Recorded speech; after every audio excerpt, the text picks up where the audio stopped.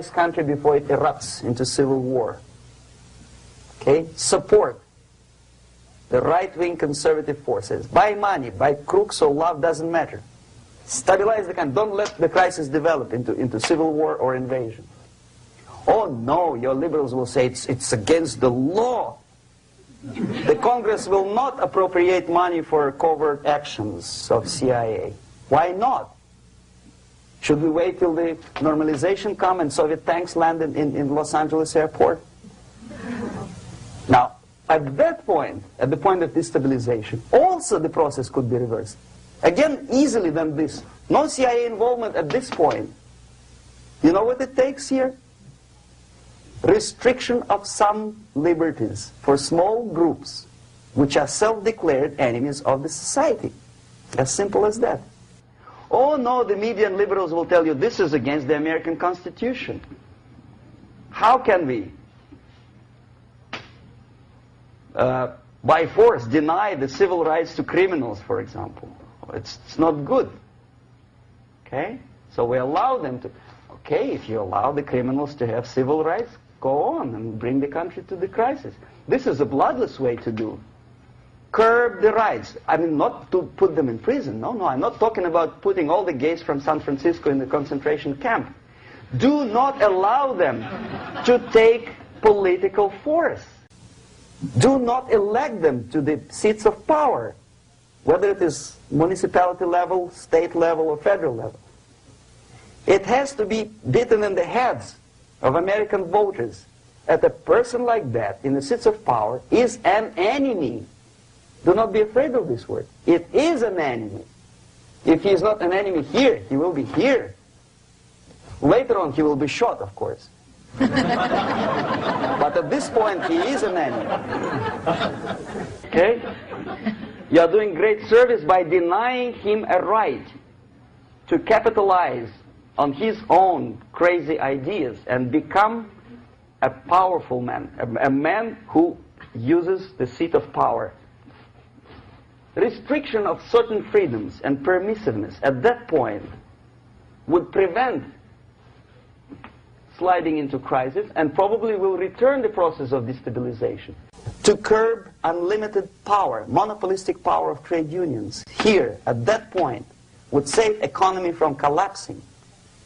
To introduce a law to stop private companies of raping public opinion's mind in the direction of consumerism. No company must have a right to force you into buying more unless you want it.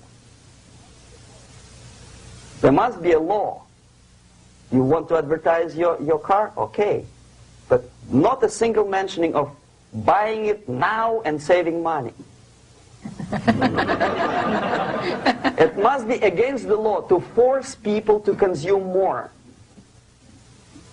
Self-restraint. Previously, before this process started, the self-restraint was a business of church, religion. Because our preachers, the fathers of church, would tell us, material values are good, but it's not the prime function of human being. Because you have to live with something. Obviously, the design for our life is not to consume more deodorants. There must be something greater. If such a complicated instrument as human body was created, obviously there must be some higher purpose for that. And it's very easy to avoid destabilization by denying the greedy companies one little freedom, one little liberty, forcing you into turning yourself into processors of unwanted products and goods. They turn you into machines, like the worm who there's inlet and outlet. So, and how long an average appliance lasts these days? Less than a year. Why? Where's workmanship? Oh, we want you to buy more. Okay. Destabilization process could be easily overcome if, as I say, the society, by its own will or after persuasion by the leaders, will come to the idea of self-restraint. It's so hard, we want to consume more. But you have to. Unless you will come to this stage, when, as we say in Russia, if Sahara Desert ever becomes a communist state, there will be shortage of sand. So you have to curb your... you have to curb your expectations at this point before it's too late. But no, we don't want to do it. Demoralization process. Again, it's the easiest thing to reverse. First of all, by restricting import of propaganda. The easiest thing to do. Unlimited, unrestrained import of Soviet literature, Soviet journalists, giving Soviet propaganda and ideological agitators equal time on American TV networks. It has to be stopped. And it's easy. They won't be offended, mind it. As a matter of fact, they will respect America more. But when my former colleague Vladimir Posner appears on Nightline, and Ted Koppel asks him, well, Vladimir, what do you think about this? And that? What can he think? He's an instrument of propaganda. He thinks what Comrade Andropov tells him to think. He's just a nice, articulate mouthpiece of the Soviet subversion system. And Ted Koppel makes you believe that my friend Vladimir Posner thinks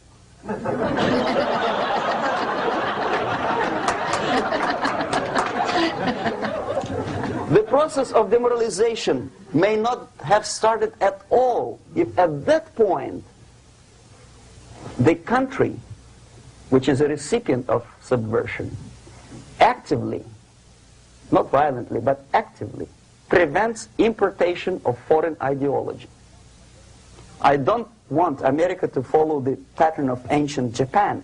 You don't have to shoot every foreigner when it approaches the sacred borders of the United States.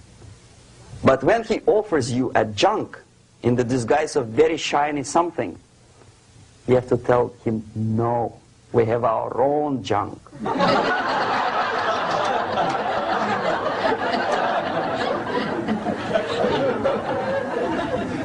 If at that point the society is strong, brave, and conscientious enough to stop importation of ideas which are foreign, then the whole chain of events could be prevented. Recently I've been to the Philippines, and I was shocked how in big cities like Manila, children listen to deafening music. A melodious nation with long traditions of good, nice ethnic music, introduced by Spanish long time ago, maybe 2 centuries, 3 centuries ago, I don't remember how long. All of a sudden listen to musical garbage, blasting their radios at full blast, at full volume. Why? In India, I spent many years watching the reactions of Indians walking out of movie theaters after seeing Hollywood production. They couldn't figure out why Americans are so wasteful. They smash their cars, their shiny cars, every 5 minutes. How come they shoot each other for $500,000?